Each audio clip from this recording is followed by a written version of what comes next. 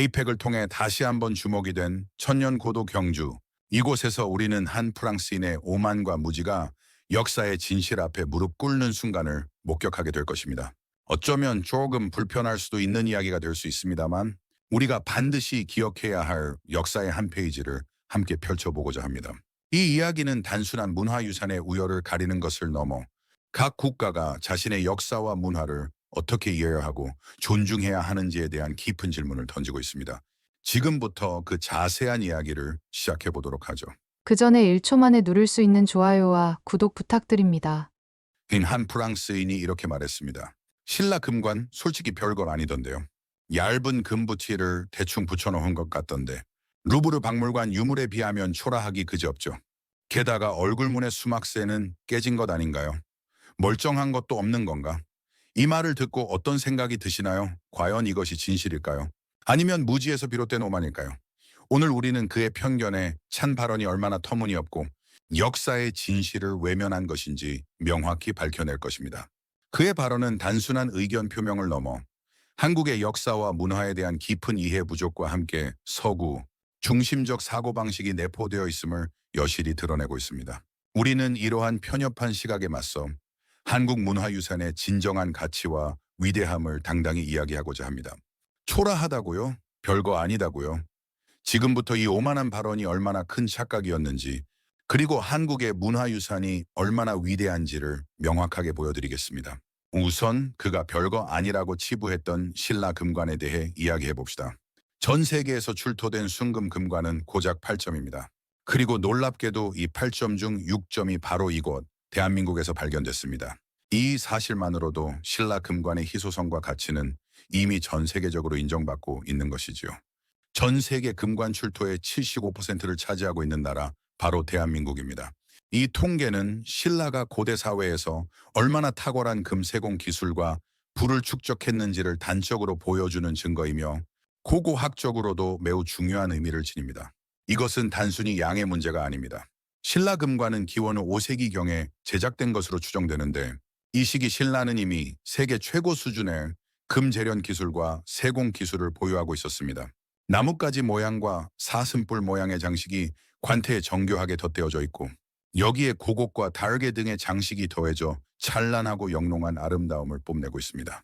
특히 금관의 가지 모양 장식은 고대 시베리아의 샤머니즘과 연결되어 하늘과 땅을 잇는 통로이자 생명의 나무를 상징하는 것으로 해석됩니다. 이러한 상징성은 금관이 단순한 장신구가 아니라 당시 신라 왕권의 위엄과 하늘과 연결되는 신성한 존재임을 상징하는 매우 중요한 유물임을 뒷받침합니다. 금관에 담긴 생명과 부활에 대한 염원, 그리고 이를 구현해낸 장인의 기술력은 천년의 시간을 넘어 우리 눈앞에서 여전히 찬란하게 빛나고 있습니다. 얇은 금판을 두드려 오려내고 미세한 금실로 여러 개의 금판을 연결하며 수많은 작은 금구슬을 매다는 기술은 당시로서는 최첨단 공예 기술의 정점이라 할 수 있습니다. 이러한 기술력은 신라 금관이 여타 지역의 금관들과는 확연히 구별되는 독창적인 아름다움과 상징성을 지니게 합니다. 가장 대표적인 금관으로는 금관총 금관, 천마총 금관, 그리고 황남대총 금관이 있습니다. 1921년 일제강점기에 경주에서 발견된 금관총 금관은 발굴 당시 큰 주목을 받으며 신라 고고학 연구의 서막을 열었습니다. 현재 국립경주박물관에 소장되어 있으며 신라 금관의 형태를 연구하는 데 중요한 자료가 됩니다. 천마총 금관은 경주 천마총에서 출토된 금관으로 신라 금관의 대표적인 형태를 보여주며 화려함과 정교함이 조화를 이룬 걸작으로 평가받습니다. 특히 이 금관은 관에 매달린 수많은 금다개들이 움직일 때마다 빛을 반사하여 신비로운 분위기를 연출합니다. 황남대총 금관은 황남대총 남분에서 출토된 금관으로 금제 허리띠와 함께 발견되어 당시 신라 왕족의 위세와 장엄함을 짐작하게 합니다. 이 외에도 신라 금관은 대외교류의 흔적을 보여주는 로마 유리잔 등 이국적인 유물들과 함께 출토되어 당시 신라가 국제적인 교류의 중심지였음을 시사합니다. 이처럼 정교하고 아름다운 금관들을 얇은 금부치를 대충 붙여놓은 것이라고 평가절하하는 것은 역사의 깊이와 장인의 혼, 그리고 고대 국가의 기술력을 이해하지 못하는 무지의 소산이라 할 수밖에 없습니다. 금관은 단순한 금속 조형물이 아니라 신라 시대의 정치, 사회, 문화, 종교를 아우르는 종합적인 상징 체계이자 예술품인 것입니다. 다음으로 프랑스인이 조롱했던 깨진 얼굴문의 수막새에 대해 이야기해 볼까요? 그는 얼굴문의 수막새는 깨진 것 아닌가요? 멀쩡한 것도 없는 건가? 라고 비아냥거렸습니다. 아니, 설명이라선 얼굴문의 수막새는 완전한 형태는 아닙니다. 하지만 그 균열이 오히려 더 큰 이야기를 담고 있습니다. 깨진 조각들 속에서 비로소 완성되는 신비로운 미소, 신라의 미소로 불리는 얼굴문의 수막새는 신라 시대의 기와 유물로 그 소박하지만 온화한 미소는 보는 이로 하여금 깊은 감동을 불러일으킵니다. 영묘사의 건물에 사용되었던 것으로 추정되며 경주 탑정동 영묘사지에서 출토된 이 유물은 투박한 흙으로 빚어졌음에도 불구하고 천년의 시간을 뛰어넘어 현대인의 마음을 사로잡는 보편적인 아름다움을 지니고 있습니다. 특히 그 미소는 인위적이지 않고 자연스러워 당시 신라인들의 여유로운 정신세계를 엿볼 수 있게 합니다. 비록 파손된 형태이지만 그 파손된 부분이 오히려 세월의 흔적을 고스란히 담고 있어 더욱 깊은 울림을 줍니다. 더욱 놀라운 사실은 이 깨진 얼굴문에 수막사에서 영감을 받아 탄생한 것이 바로 대한민국을 대표하는 글로벌 기업 LG의 로고라는 것입니다. 1995년 LG는 새로운 로고를 제정하면서 얼굴문의 수막새의 이미지를 활용했습니다. 미래의 얼굴이라는 심벌 마크는 L과 G를 결합하여 웃는 얼굴을 형상화한 것입니다. 이는 고객을 위한 가치 창조와 인간 존중의 경영 이념을 나타내며 전 세계에서 가장 아름다운 기업 로고 중 하나로 인정받고 있습니다. 역사의 상처조차 예술로 승화시키고 이를 통해 새로운 가치를 창조해내는 한국인의 창조적 DNA. 당신은 과연 이해할 수 있을까요? 깨진 조각에서 무한한 영감을 얻어 새로운 상징을 만들어내는 능력은 단순한 유물을 넘어선 한국 문화의 저력을 보여주는 것입니다. 이러한 창조적인 재해석은 과거와 현재, 그리고 미래를 잇는 한국 문화의 생명력을 보여주는 상징적인 사례입니다. 이는 단지 오래된 유물을 보존하는 것을 넘어 현대 사회에서 그 유물의 의미를 재해석하고 새로운 가치를 부여하는 한국인의 탁월한 능력을 증명하는 것이기도 합니다.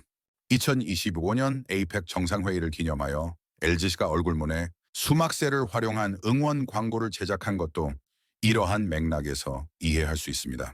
경주의 밤하늘을 배경으로 수막새를 형상화한 별자리를 배치하여 LG 브랜드의 정체성과 에이펙 정상회의의 가치인 미래지향성을 연결한 이 광고는 단순한 유물이 어떻게 현대적인 메시지를 담아낼 수 있는지를 보여주는 좋은 예시입니다.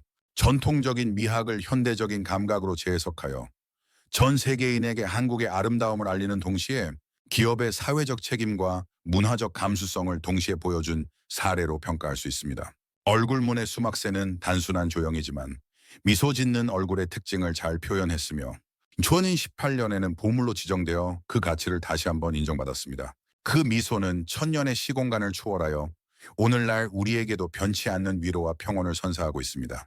파손되었음에도 불구하고 그 미소가 지닌 예술적, 역사적, 문화적 가치는 완벽한 형태의 다른 유물들 못지않게, 아니 어쩌면 그 이상으로 소중하다는 것을 증명합니다.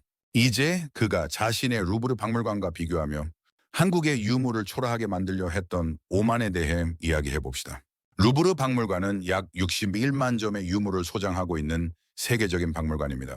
전 세계의 예술과 문화를 한자리에 모아놓은 인류의 보고라고 불릴 만합니다. 하지만 그중 상당수가 나폴레옹 시대의 전쟁과 식민 지배, 그리고 1866년 프랑스군이 조선을 침략한 병인 양요를 통해 프랑스로 건너간 전리품이라는 비판에서 자유로울 수 없습니다. 찬란한 문화유산 뒤에 감춰진 약탈의 역사, 과연 누가 누구를 평가할 자격이 있을까요? 루브르 박물관의 컬렉션 중 상당수가 이러한 불법적인 경로를 통해 수집되었다는 사실은 국제사회에서 끊임없이 논란이 되고 있으며, 이는 박물관의 도덕적 정당성에 대한 근본적인 질문을 제기합니다. 병인 양요 당시 프랑스군은 강화돼 침입하여 외교장각에 보관되어 있던 의궤와 고서, 응호의 등을 약탈하고 건물을 불태웠습니다.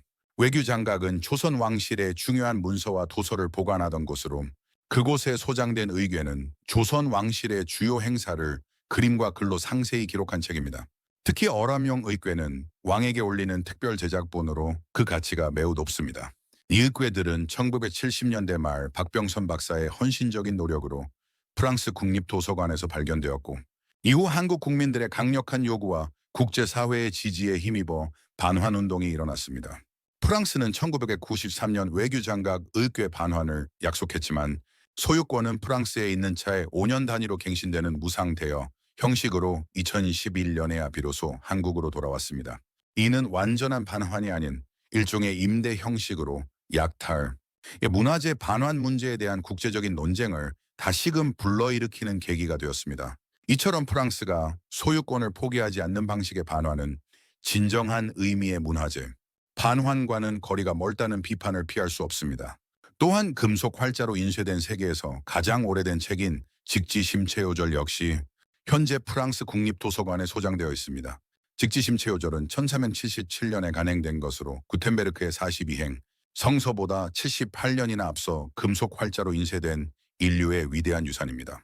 비록 이 유물은 프랑스 외교관이 합법적으로 구매한 것이라 약탈 문화재에 해당하지 않아 법적인 반환 요청이 어려운 상황이지만 그 역사적 가치를 고려할 때 한국으로의 귀환을 바라는 목소리는 끊이지 않고 있습니다. 프랑스가 선의 취득을 인정하여 약탈 또는 밀수된 문화재인지 모르고 구매했다면 소유권을 인정해주는 정책을 가지고 있다는 점은 문화재 반환에 있어 큰 걸림돌이 되고 있습니다. 이러한 정책은 역사적 불의를 바로잡기보다는 현상 유지를 옹호하는 것으로 비춰질 수 있으며 국제문화재 반환 논의에 부정적인 영향을 미치고 있습니다.